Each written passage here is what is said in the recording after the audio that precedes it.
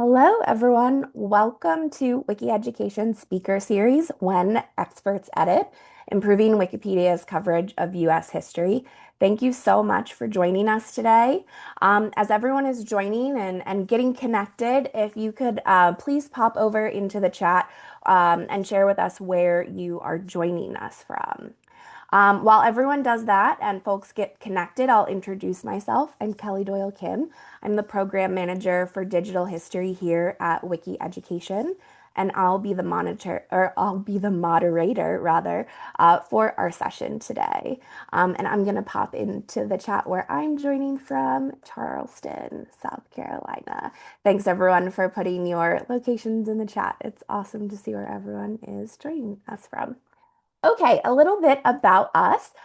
Wiki Education engages students, academics, and subject matter experts to improve Wikipedia. So, kind of the bridge between academia and Wikipedia. And we have two main programs here.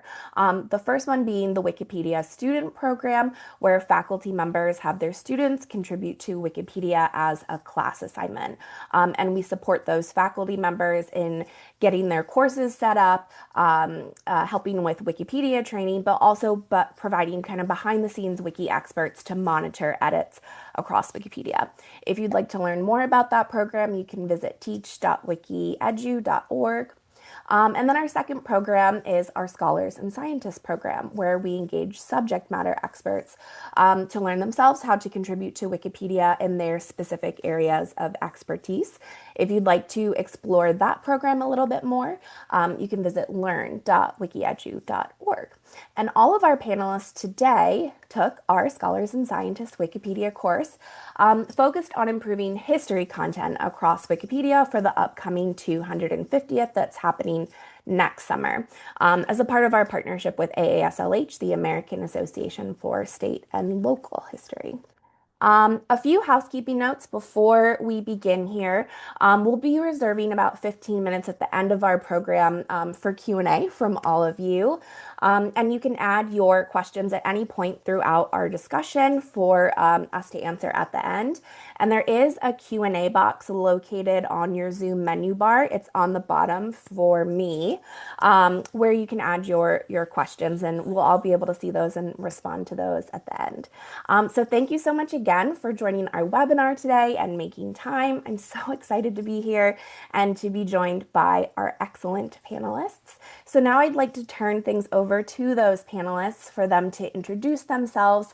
And panelists, if you could share your role, where you are joining us from, and maybe share a little bit about the context in which you've engaged with Wikipedia and our program. Becky, would you like to go first? Yeah, absolutely. Hi, everyone. My name is Becky Rains. I am the marketing and business assistant at the U of O, that's the University of Oregon Museum of Natural and Cultural History. I just completed, as everyone did, the Wiki Edu Scholars course that Kelly taught. I was in the same cohort as Sarah, so it's my pleasure to be here. I'm excited to do this panel. Sarah, would you like to go next? Buenos dias, everyone. I say buenos dias because it's 10 o'clock and over here in California. I am the executive, well, I have to always say volunteer because people assume there's money involved. But I'm the volunteer executive director of Libreville Arts Cooperative. I'm also a local author and self-taught digital archivist for the community.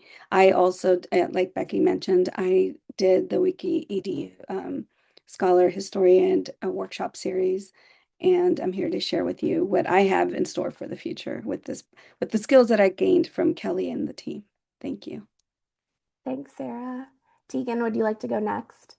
Sure. Hi, everyone. I'm Tegan Kehoe. I am the Research and Adult Program Director at the Paul Revere House Museum in Boston. So we are a historic house museum, and of course, we were the home of the patriot Paul Revere. And my role here is essentially I'm a public historian. I field a lot of research requests. I also write and edit a lot of content for the public in various capacities. And I also do a lot of writing history content for the public outside of work. And I had made probably 3 Wikipedia edits in the last 10 or so years before I took the course, and then jumped right in. And I'm very enthusiastic about Wikipedia now, and I'm happy to be here. Thank you so much. And then our last panelist, Con. Oh, Con, we can't hear you. Con's having a little bit of tech trouble, so maybe we can come back to Con if your audio is not Did this working. work now? Yeah, There awesome. we go. Good morning, everybody. My name is Khan. I am that guy with the IT problems on the day of a webinar, so I feel great about that. I am the archivist and assistant train master of the Nevada Northern Railway National Historic Landmark in Ely, Nevada. I take care of 3,600 cubic feet of records based on our railroad, and we're now celebrating our 120th anniversary as an operating steam railroad. We're most famous for Dirt the Cat, as Becky pointed out before we jumped on all of this.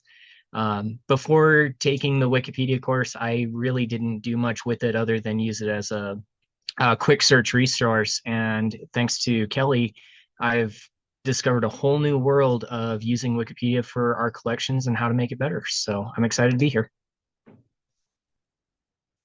Thank you so much, Con, and to all of our panelists for their introductions.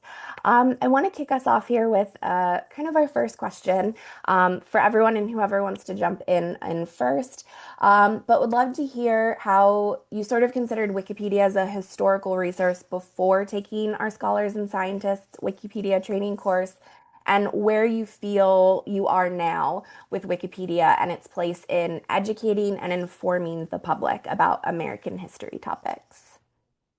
Would anyone like to jump in first?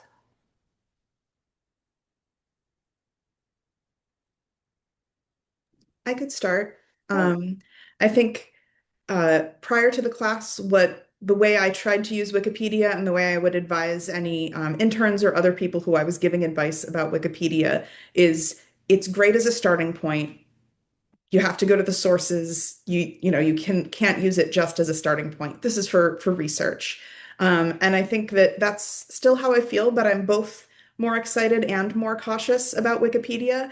I've seen just how powerful a tool it can be. And I also know a lot more about where the content gaps are. And I want to tell everyone I know about article assessments that you can see someone else's rating. It may or may not be up to date, but someone else's rating of how complete this article is, whether it has the kind of citation it needs. There's a, easy way to look at that on the talk page if you're watching and not familiar with those, and also talk pages themselves. I'm just excited about just how deep you can go, even when you're at something that I still consider in some ways a starting point.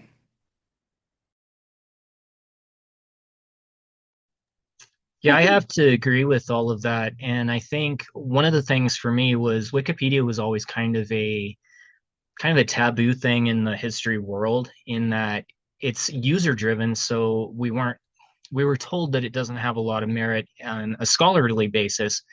What I didn't understand was the citation side of it, the work behind the scenes, like Tegan mentioned, the talk page and the work that goes behind the scenes.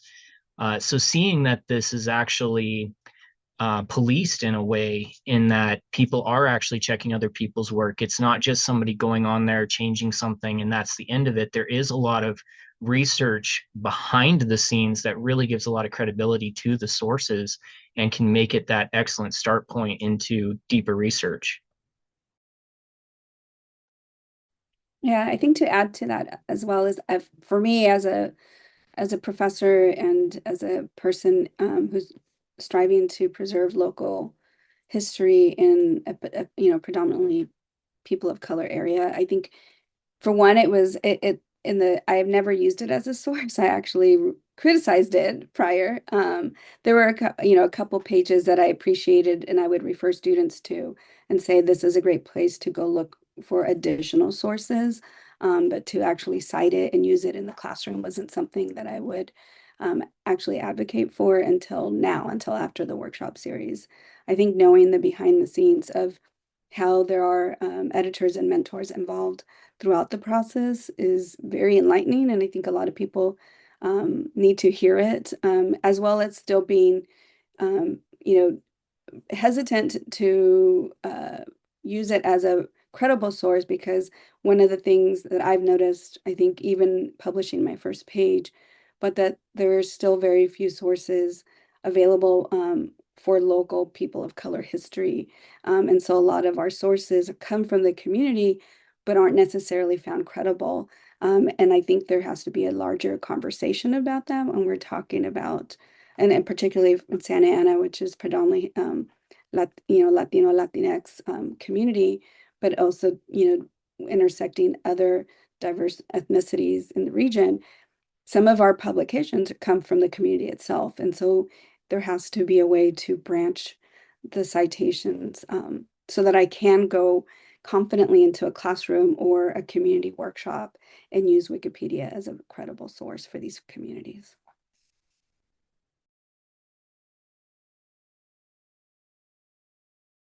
Thank you so much for sharing.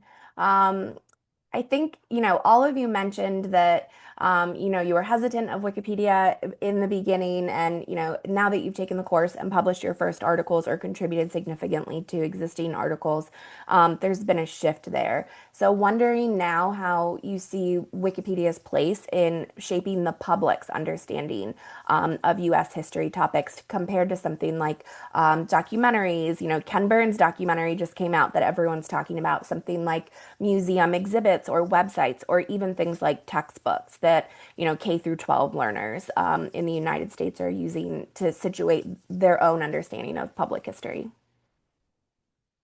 I'll go ahead and jump in. Something that I've really begun to appreciate through this course is through spending more time on Wikipedia and fleshing out articles, is in a museum exhibit, we have a very limited amount of space. You can only write so much, and especially like your audience is so varied that you want it to be really accessible, both in the language that is being used and in the information you're giving. And in Wikipedia, you can really go down a large rabbit hole just in the writing of it. Fleshing out articles can be really expansive, and you can use a lot of varying sources in a way that like you can't really do in a physical space. So I have really found that valuable to have a place that is accessible in a lead paragraph, just a summary of the topic, and then opportunities to expand and keep clicking and go to different articles.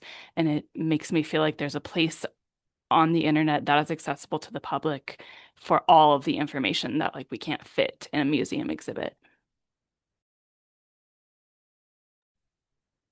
And kind of taking that one step further, growing up, I'm of that generation where we were just starting to realize the power of the internet and technology. And yet still my teachers always told me, you need to memorize this because you're never going to have a encyclopedia in your pocket. You're never going to have a calculator with you everywhere you go. And yet we're in a world where that information is right at our fingertips all the time. And just personally, I find myself, even if I'm watching a documentary, they don't really cover everything. They'll mention a topic. And so what do? I go to my phone and I type it in, and what's the first resource that pops up? Wikipedia. And so finding that this is a tool that gives us that quick information, it gives us that quick summary, it gives us those fact boxes that gives you the dates and the pertinent facts very easily and accessible, makes it a very powerful tool when people come to our institutions. And maybe we don't even have text because our museum is largely in the original shops. It's in the rail yard, and so people walking through, we can't put signs everywhere, and so they tend to go to their phones and pull things up right away. And so having a resource that's very comprehensive like Wikipedia has just changed the game immensely for all of us. I'd like to add, I agree with what's been said, and I'd like to add that I think that it's also a little bit hard to compare Wikipedia shaping understanding of history with museums, documentaries, textbooks, because they shape one another. I think that, Wikipedia articles cite, museum exhibits, documentaries, textbooks, and I have less data at my fingertips about how much those resources also rely on Wikipedia at least a little. But I've seen it. I know that there are museum guides, there are tour guides on, out on the street who are with various types of organizations. Some of them, Wikipedia is the main source. They're learning to educate themselves about the thing that they're teaching others, and others are using it, I'd argue more responsibly as a starting point. But I am sure that there are documentaries out there, and not just indie ones, where the people creating the content, one of the sources was whatever the state of the Wikipedia article at the time they did their research was. So it's hard to separate. And that's not unique to Wikipedia. Certainly, these other forms of media influence one another as well. But I think that the reach is very intermeshed, and that's a good thing. But it also um, kind of creates a mandate for the content on Wikipedia to be good. Yeah, and just to bounce off of that, I think like what Tegan brought up is definitely what I've encountered as someone that works on a community-based level, right? We have to talk about accessibility, and a lot of the information is not available at our fingertips if you don't have a connection to an historical archive or an institution, right? I have cited Wikipedia in my own historical digital archiving projects a few years ago, but unfortunately, like back then, it was incorrect, and I got corrected when I presented in an academic space, right? Um, since then, now, because of the course, I can double check credibility on Wikipedia, but I also think the value lies in that it's still accessible when you leave the campus. It's still accessible when you can't get accepted to be part of an institution that has these archives and these paywalls that you have to have privilege to have access to. So I have always taught Wikipedia as a beginning source, right? To start there.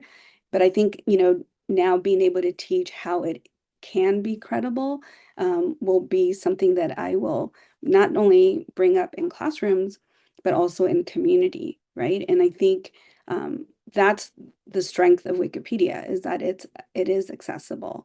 But I think we also need tools to understand the credibility behind it. Thank you to each of you. I wish we could have hours to unpack everything that y'all said. But I definitely agree with the accessibility piece. And I always appreciate when Wikipedia editors add paywalled information to Wikipedia to make it that much better. I personally don't have journal access anymore. And so when I'm watching the documentary, as Khan said, and I have everything at my fingertips, I don't have those things that are paywalled. And so when Wikipedia editors add something from a JSTOR article or whatever the journal is, I appreciate that so much because we're getting so much value from those who do have that access and putting that onto Wikipedia. And a lot of what you said too feeds into my next question of what do all of you think that the place of Wikipedia either should or could be within history and cultural heritage fields?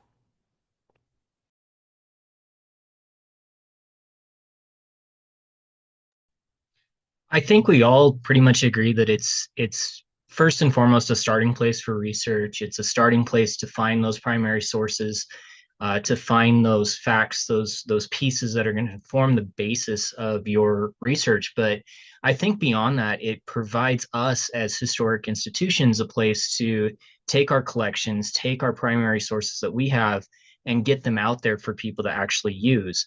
One of the things that, of course, we have to be careful on is how close we are to the subject. If we are an author, we really shouldn't be updating things about our own works. But what I didn't understand before taking the courses was that whole back end side.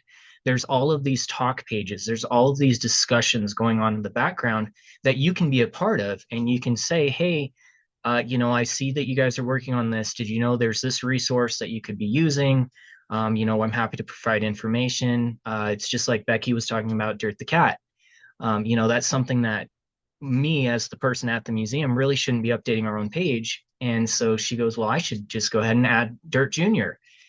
Yeah, I'll get you all the information and help you out. And it really brings us into that realm of we're not just looking at journals, we're not just looking at newspapers, we're not just looking at documentaries. Now we're going to those primary sources and seeing what is actually out there that's now being digitized at a rate far beyond anything we've ever seen in the history field before.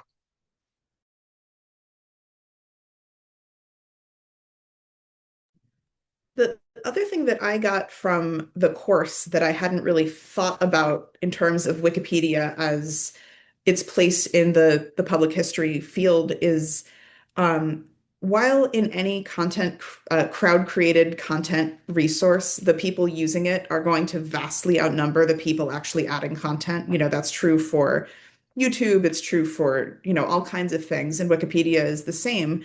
I think that teaching people how to responsibly edit Wikipedia, teaching people those policies and community guidelines that have to do with citing sources, how to assess a source for reliability, and how to look at verifying a claim. Does the source say the thing that it's being said that the source says? All of that is a really amazing way to teach people about the process of history and the process of scholarship overall. Um, and I really care more about the public learning how history works than I care about any given fact. There might be a few facts, around major events in the United States. I care that people know that slavery was real, that the Holocaust was real.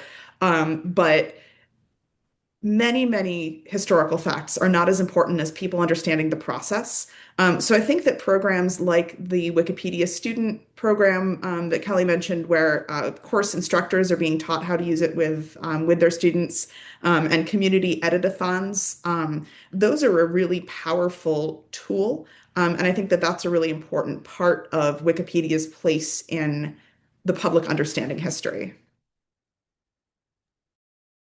For me, I'd have to say yes, I agree with everything that's been said so far. But again, going back to the community-based model is the idea that the community can have input on what is U.S. history, and I think that's something that they don't have input when it comes to textbooks coming out, or what sometimes they don't have input on what's being taught in the classrooms. But Wikipedia extends that that if we make a conscious effort as a collective, as a society, to include this information in Wikipedia, then that personal history becomes viable to the rest of the public around the world. And I think a lot of our history, especially again to people of color and in Orange County, because people do not think of Orange County as a people of color space, but we're 60% people of color. But you wouldn't know that by what's in Wikipedia or what's in the history textbooks in the classrooms. And so I think for me that's where there's a great opportunity to be able to include the community and sharing their own history. And maybe some of us that have the skills like myself or interest in helping making that happen can get the information and contribute it to the actual Wikipedia sites.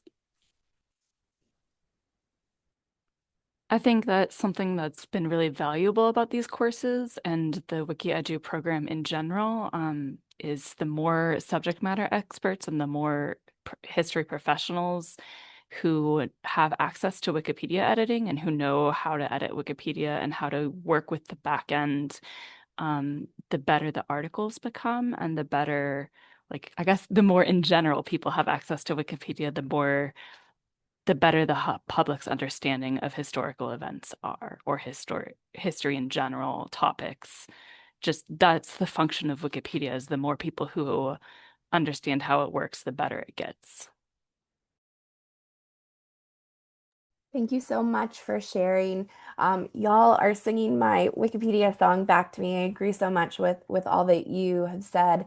And something that I've said for probably a decade now too is learning how to edit Wikipedia, even if it's something that, your life gets busy and you have to stop, knowing what constitutes a good Wikipedia article, makes you a better reader, not just of Wikipedia, but content across the web, how to tell, what is capital T true and what isn't. And through the lens of history, being able to discern, fact from fiction. Is this propaganda? Let me go and look at the sources. And that's what we want. We want people to be good readers of Wikipedia and just good discerners of fact and truth across the internet. And that kind of leads me into my next question here. A lot of you have filled gaps on Wikipedia. In fact, all of you have filled really important gaps on Wikipedia, which is why it's so important to have subject area experts like all of you learning how to edit Wikipedia. So I would love to hear from you what you see as sort of some of the most consequential gaps in your subject area on Wikipedia, maybe even speaking to some of the gaps that you filled while you took the course or after. And why do you think that those gaps on Wikipedia and filling those matters for the public understanding of American history more broadly via Wikipedia?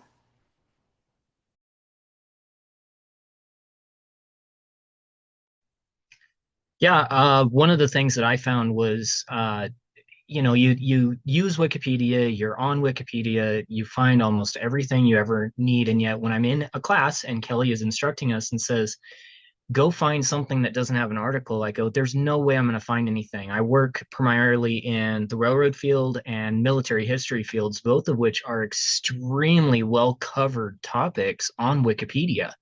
In fact, Kelly even mentioned that the military side, especially, is extremely well covered.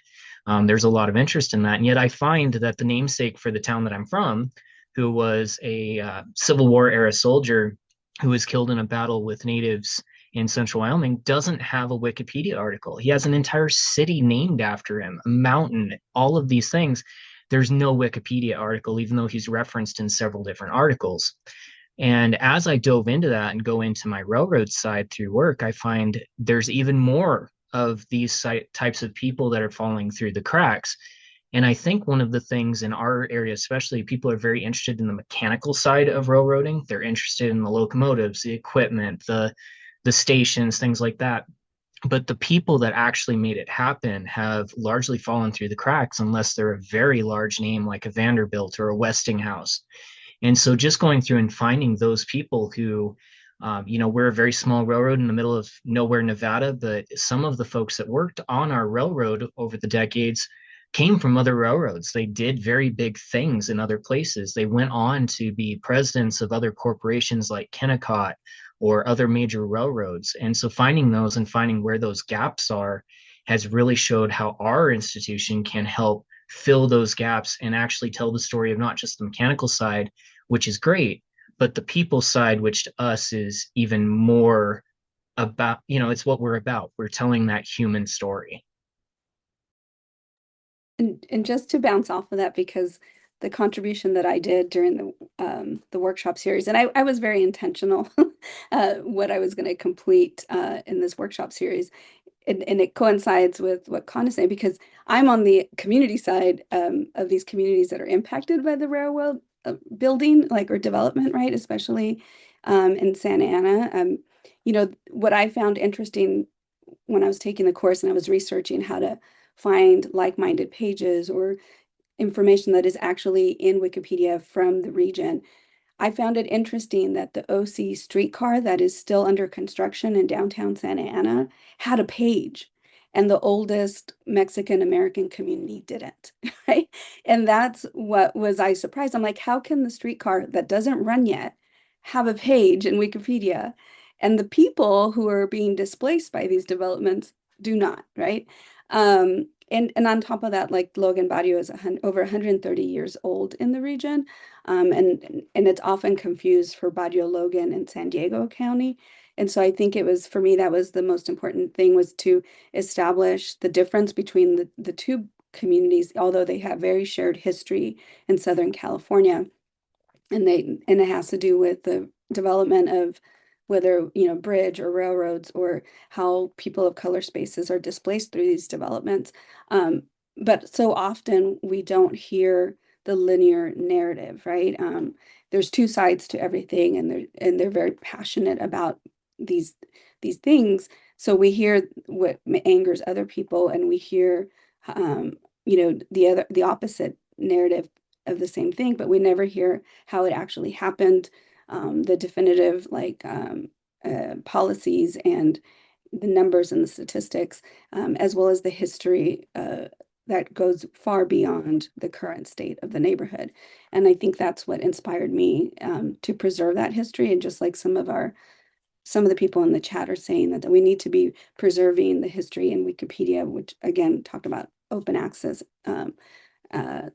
resource, because of the current administration and how things are being literally wiped off the internet or taken out of school classrooms.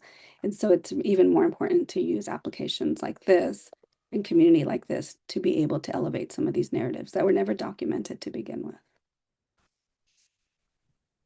My subject matter expertise is mostly in the indigenous populations of the Pacific Northwest, just because of where I work, and that's the information I have the most access to. And so when I was starting to edit articles, what I really noticed, and this actually really surprised me because I came into the course thinking that Wikipedia, like concept would like have all the information. I was like, I'm never going to find something I can edit. I'm looking for something really niche, like let's talk about the fossil skeletons. Like, but no, I was really surprised to find that the gaps were there were a lot of gaps in the indigenous peoples in my area. And that especially echoes kind of what Sarah has been saying this whole time is the policies on sources at Wikipedia can often replicate colonial ways of knowing and colonial ways of talking about history, kind of who writes the history, the winners aspect of that, or the colonialist, whoever is writing the history books. So I am finding that a lot of the sources that people are using on Wikipedia can replicate biases in the Western colonial understanding of history, of events, of peoples. And in addition to that, I'm also finding a shocking number of especially contemporary Indigenous people are not represented at all on Wikipedia. And what I have found is that once those articles are written, people are jumping in, people are adding them, people are fleshing them out. But the initial step of adding those articles has been lacking. Kelly, can I just say one more thing to that? Because Becky reminded me of something. That would be great, Sarah. So Becky, during the class, one of the things that I noticed, because when I did nominate my article for something, and one of the things that came back was the map I was using wasn't accurate or credible, or well, cited well. But when you create a map in Wikipedia, one of the boxes you get to check off is native land. And I had no idea that existed. And so I was like, something I can teach in the class, something that I have the capacity to do is extra credit for students to go in there and every map created in Wikipedia and add the native land to everything, because it's an opportunity with any map that's created within Wikipedia. It's just going into the back end, checking that box and adding the native land to that region, which I think is a fantastic project. So you and I can work on that. Yeah. And Tegan, I know you wanted to go next, but I just wanted to comment, Becky, you said that other people were jumping into the article you created, which I think if people want to go look at it, it's Steph Littlebird, right, Becky? Yeah. Is that's such a benefit of this course too, is creating a Wikipedia article is the hardest task for new editors on Wikipedia. Going in and doing small kind of micro edits and copy edits is a much more intuitive process. So being able to create the articles, so maybe people who haven't taken a course like this, once the infrastructure is created, it's a lot easier to then go in and just hit edit versus creating something out of thin air. So having that sort of level up skill of being able to create a 0 to 100 article is really helpful for the rest of the editing community who maybe is interested in that topic but doesn't have that skill level yet, or feel like they have the time to put together all of the sources to create an article that kind of sticks and lands on Wikipedia. Yeah. Sorry, Tegan, go ahead. No, that's quite all right. I think that Kelly, if you had just asked this question, the four of us could have filled a panel just on this topic. Um, I do want to echo what others said, but also, looking at the history of the American Revolution, women's history, just women's biographies on Wikipedia constitute less than a quarter of the biographies on Wikipedia. And I don't even know the stats for non-binary people, but I imagine that it is similarly disproportionately low. And political and social history are less well covered than military history. In the field that I work in, the articles are usually there, but the quality is low. The sources aren't as good. The writing isn't as good because people are spending a little less time on it. And we've been talking about the blessing and curse of requiring good sources. So Wikipedia doesn't allow citations to self-published materials. And overall, that's a really great way to make sure that the information is credible. And also, it replicates structural biases because so much of the content by people who are marginalized is self-published or in other ways not getting traditionally valued. And that's something that lots and lots of Wikipedians are aware of and are grappling with. But it is something that, I think we need to continue to grapple with is the ways in which Wikipedia actually amplifies gaps and inaccuracies in more conventional narratives. Um, and because Wikipedia content gets amplified by bots, by people sharing it, by it being the first, result on Google for so many different questions, the gaps in Wikipedia themselves get amplified. And when people are sharing out content that they learned from Wikipedia, it gets amplified. Um, and I want to touch on the myth making aspect as well, because that's something that we look at a lot where I work. Um, and I think that Wikipedia can amplify history myths in particular as well. Um, I found a comment on the talk page of the Paul Revere article, and that's not the article that I was spending time on for the class, but it's definitely one that's on my watch list. I pay attention to who's changing it and what they're saying. And a comment on the talk page, I think, encapsulates a bit of the problem. And just a little excerpt was Black History, Paul Revere did not ride alone. Teach the truth, which I thought was really interesting. It goes on to talk about a Black man who many people believe rode with Paul Revere on his famous midnight ride.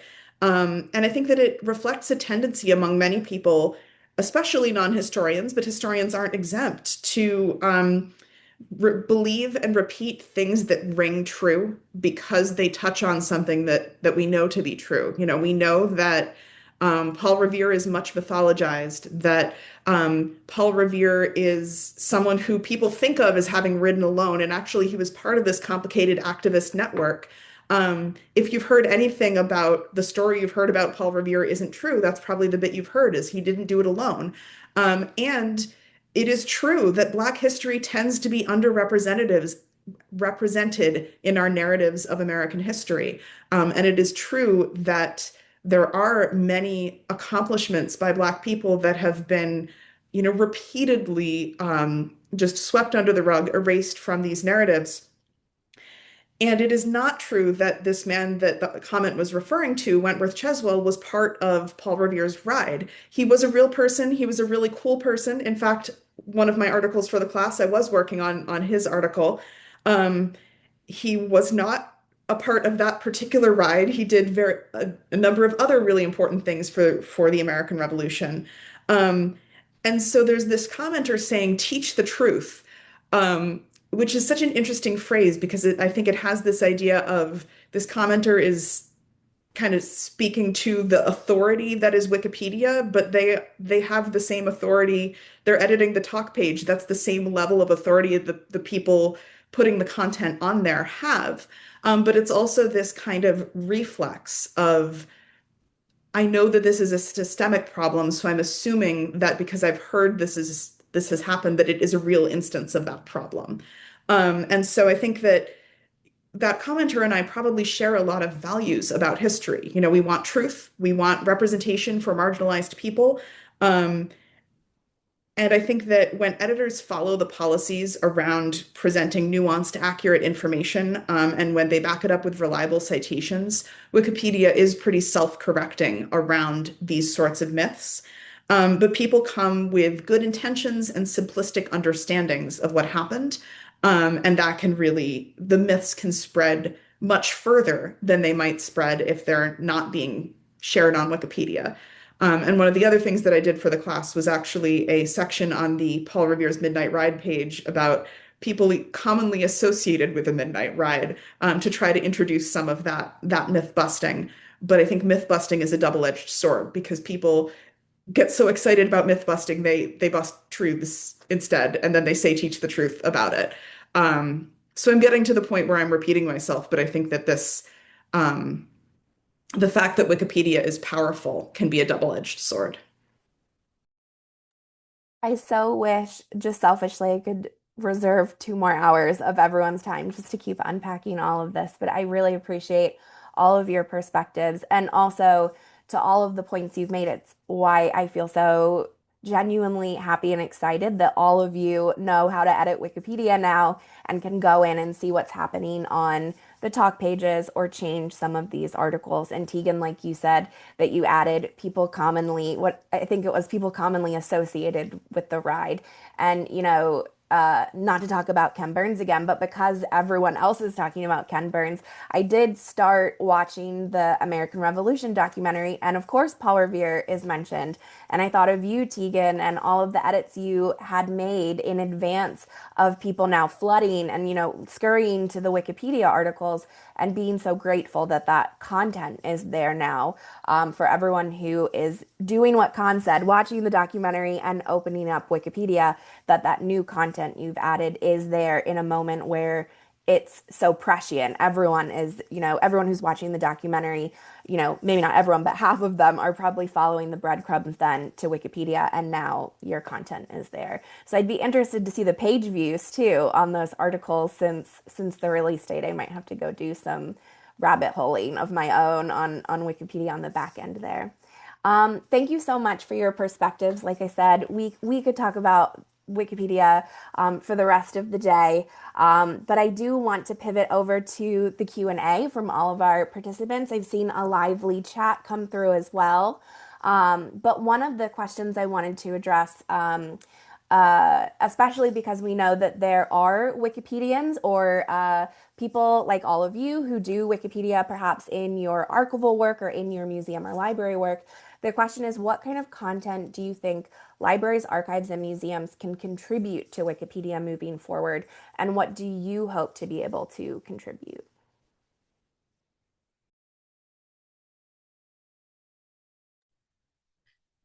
Archives are excellent resources. They're great bases for a lot of those breadcrumbs that you have to follow. Just in our work alone, we have 3,600 cubic feet of paper based on our short line railroad.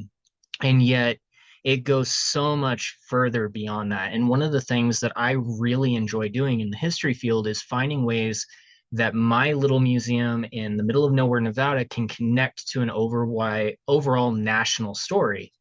Specifically, one of the things that we have is the story of immigration and folks coming over from Europe or up from Mexico or over from Asia coming and building a community together in the middle of nowhere, and how all of these different threads now tie into that overall American theme of this melting pot that we're getting ready to celebrate starting next year.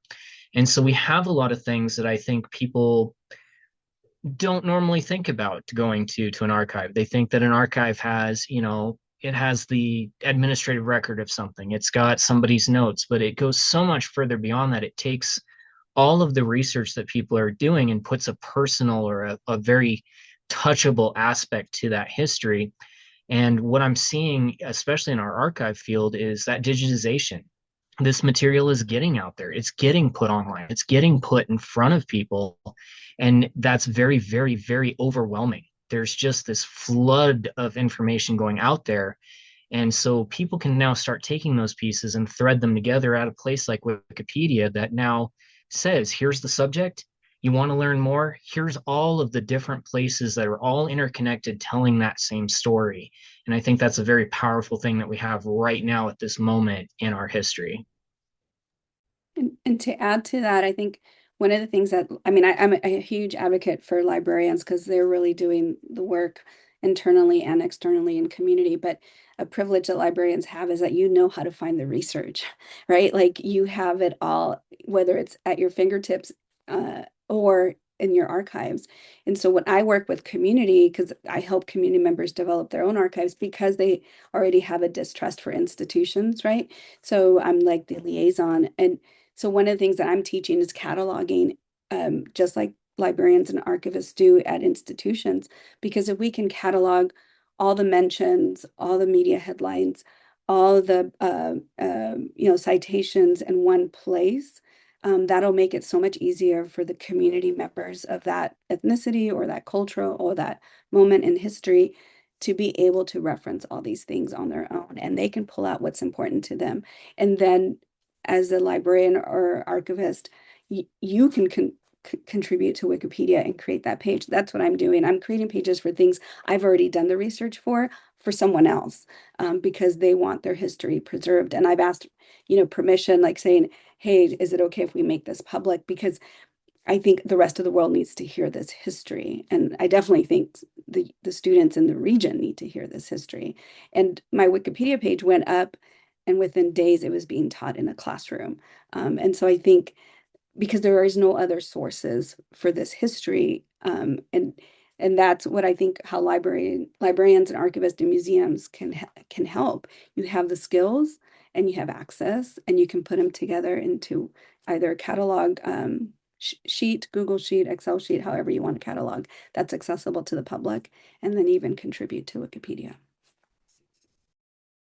I feel like we could spend just hours on this question, but I guess two things. One is institutions tend to have very narrow scopes as compared to the broad Wikipedia. So, like, Cons archives are so specific that they're really helpful in fleshing out specific corners of Wikipedia, which also is what tells the broader story of communities, is that very specific information.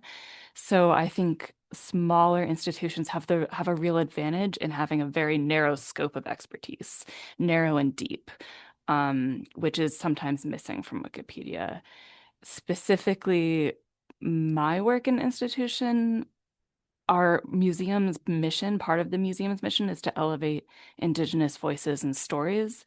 So that's really where I have been coming at my editing from, is not necessarily trying to do the museum's work, but because of my position, I have the privilege of access to a lot of information, and people come across my radar that maybe wouldn't otherwise. And so I'm trying to elevate those voices and elevate those people.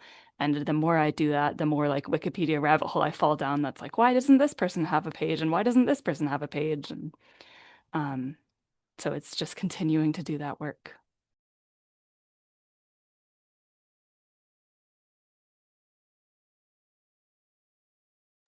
And then I had one question, Sarah. I think you might be well suited to this one. As scholars, we direct students away from tertiary sources in general when it comes to research citations. However, tertiary sources, of which Wikipedia is one, are useful in the research process. How are you engaging students using Wikipedia and understanding the differences between primary, secondary, and tertiary sources for civic literacy? Yeah, it's funny because I still get shock faces when I tell students they can refer to Wikipedia or even Grammarly for assistance in writing. They look at me like, "Oh my God, you said everything my other professors say not to do." But then I think it's also important to talk what is a appropriate way to do it and which way it isn't. And I think, one of the things when I was creating this page, I was taking it back to one of my classes for the same reason, as I thought, wow, these are like living teaching moments. things that I'm learning, and I could literally pass on as it's happening. And so I was showing them the production of the page and when it went live and what made it more credible and what doesn't make, like what things are kind of iffy still, and explaining why.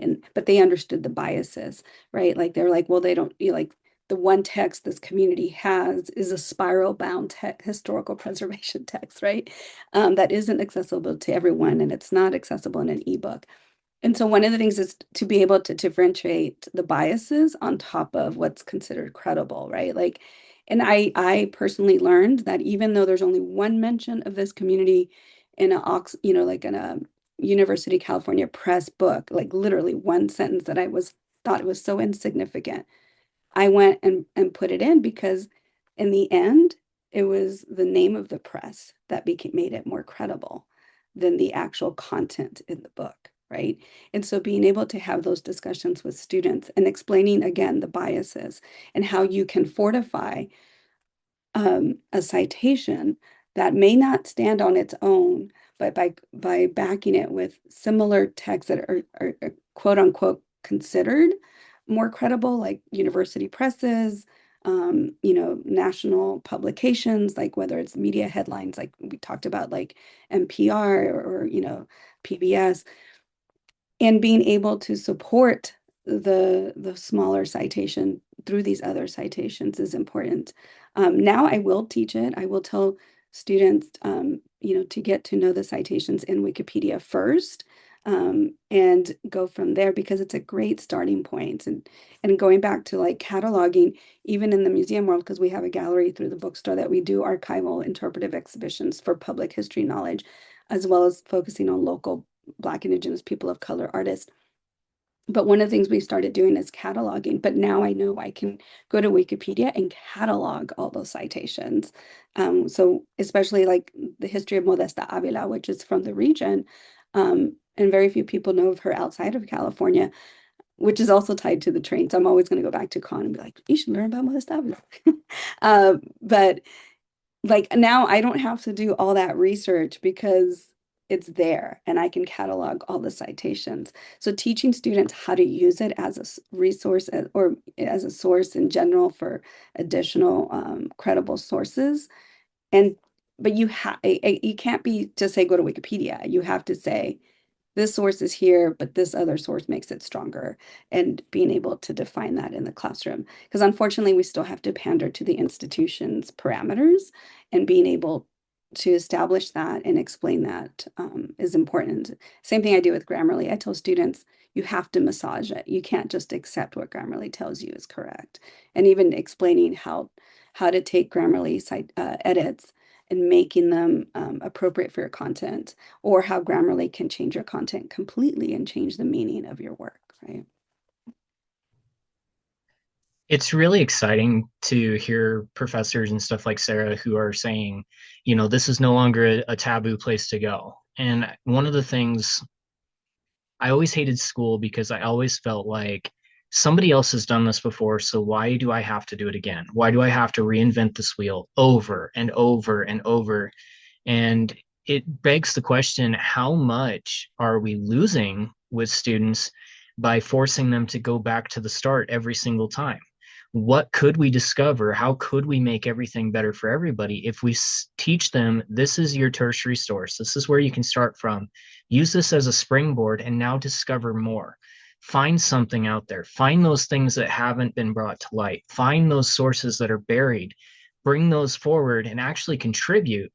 And I find when I get students in my education programs that I can do something like that with, which our archive is very easy because nobody's gone through a lot of this before. And so they make discoveries, even on things that we've digitized and put online that nobody's noticed. And they get so much more excited about projects, about getting involved with history, about learning about marginalized communities or Native peoples. It really serves as a place to build something that's even stronger than we had before. And so just hearing professors say, you know what, let's use this tool. Let's find a way to get people excited and potentially reinvigorate our history field overall into something that we all want to see it become. And just to add to that, I mean, I think we live in the technology age, right? So students are looking at their phones anyways, and their laptops are open for class, but we know they're looking at other things. So that engaging them with through technology centers them back into the research. And one of the things at Wikipedia that I think of using next year is that I teach digital humanities and virtual timelines through an accessible app, as well as story maps through an accessible app. Like, I could just tell a student, go find this marginalized history in Wikipedia. You can create your virtual timeline or your story map just based on this article, right? And I think that's what makes it more valuable, being able to intersect all this digital world and history together. Thank you so much for sharing. I have one final question. What gives all of you optimism about the future of expert-driven contributions to Wikipedia's historical content? We kind of have been dancing around it for the last few minutes here, but I'd love to end on hearing your thoughts about that. I am optimistic just because people read Wikipedia, people use Wikipedia, and they aren't just the people who are already deeply invested in historical topics. And I think those of us who work in public history, who already spend a lot of our history work trying to connect with the public, even those of us who are having a lot of success, often it's to the same audiences over and over, and broadening the audience is an ongoing project. And Wikipedia is just a really great tool for broadening our audiences, broadening our reach. And so the fact that it's such a great tool, I think, means that it's something that is exciting to historians.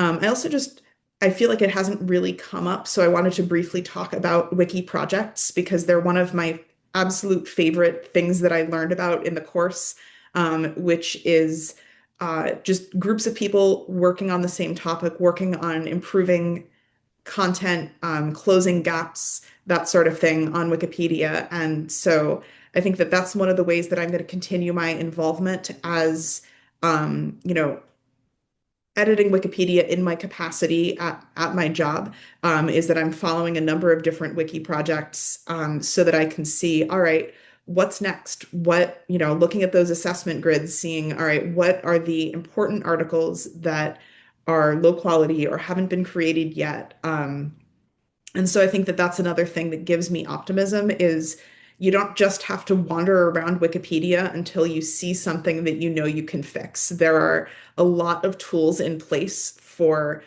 figuring out how to apply your expertise, apply your knowledge of what the sources are, and kind of jump in. And so that gives me optimism as well.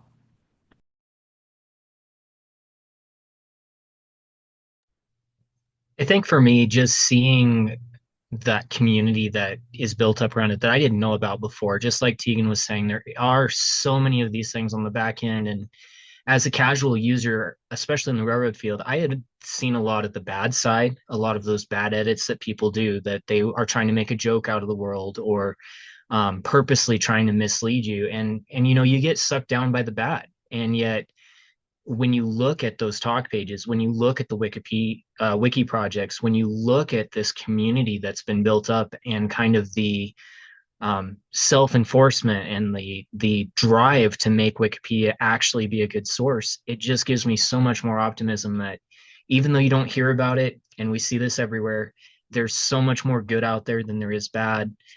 People really are trying to make things better. They're trying to be more inclusive, and being able to be a part of that is just so exciting. I think the courses, like the ones that we took, have really given me a lot of optimism because in Sarah and I's cohort, we had, I think, 20 people, 21 people in the class from just the broadest range of museums and institutions that I can possibly imagine.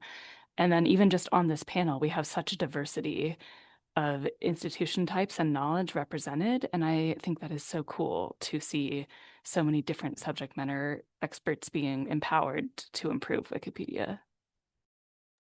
Yeah, I have to agree with what everyone's saying. I think what's also most important is that these courses are being offered for free for the most part, right?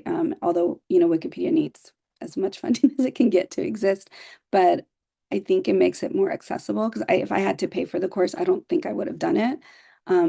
But the other thing is, I think we need to do more outreach because there are more people like me that would like to contribute, but we're hesitant because, entering a space that is not our dominant, not representing our own voices is difficult enough when we have to do it every day in institutions. And so I think me sharing with people and telling them they're more than happy to take the referral. But I also think there needs to be more outreach to grassroots folks who have the capability and dedication to do this work. Thank you so much to all of you for sharing. I feel so grateful that all of you did take the course and I got to meet all of you and for being on the panel and sharing your experience with everyone here today. I'm just so excited that we're continuing to teach these courses. I put in the chat as well that there are 3 in January. So please share that or apply. The deadline is December 12th.